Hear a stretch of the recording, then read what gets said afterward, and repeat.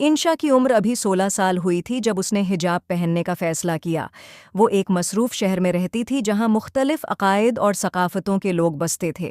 وہ اکثر سوچتی کہ اسلام میں پردے کی اہمیت کیا ہے۔ اس نے مختلف لوگوں سے اس بارے میں سنا تھا، مگر وہ خود سمجھنا چاہتی تھی۔ ایک دن وہ اپنی دادی کے پاس بیٹھی، جو ایک دانہ عورت تھیں اور جنہوں نے اسلام کی تعلیمات کو گہرائی سے پڑھا تھا۔ دادی جان، ہمارے دین میں حجاب کیوں ضروری ہے؟ انشا نے پوچھا، اپنا دوپٹہ ٹھیک کرتے ہوئے۔ دادی نے مسکرا کر اس کا ہاتھ تھاما۔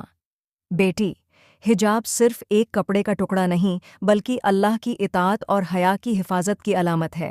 اللہ تعالی قرآن میں فرماتے ہیں، اور ایمان والی عورتوں سے کہو کہ وہ اپنی نظریں نیچی رکھیں، اپنی پاک دامنی کی حفاظت کریں اور اپنی زینت کو ظاہر نہ کریں سوائے جو عام طور پر ظاہر ہوتی ہے، اور اپنے دوپٹے اپنے سینوں پر ڈالیں۔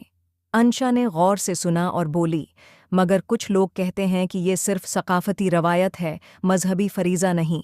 دادی نے نرمی سے جواب دیا، حجاب ہمارے دین کی بنیادوں میں شامل ہے۔ نبی کریم نے فرمایا، حیا ایمان کا حصہ ہے۔ جب مسلمان عورت حجاب پہنتی ہے تو وہ اس اصول کو اپناتی ہے، یہ عزت اور وقار کی حفاظت کا ذریعہ ہے۔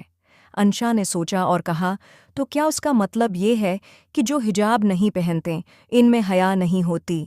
دادی نے محبت سے جواب دیا، ایسا نہیں بیٹا، حیا دل میں ہوتی ہے اور حجاب اس کا ایک اظہار ہے، لیکن حجاب پہننا اللہ کی اطاعت اور نیک عورتوں جیسے نبی کی ازواج مطہرات کی سنت پر چلنے کا ایک ذریعہ ہے۔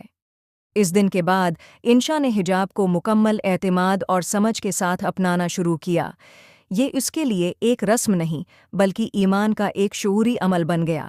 جب وہ بازاروں اور گلیوں میں چلتی تو اسے ایک داخلی سکون اور طاقت کا احساس ہوتا کہ وہ ایک ایسی قدر کو اپنا رہی ہے جسے نسلوں سے مسلمان عورتیں اپناتی آئی ہیں۔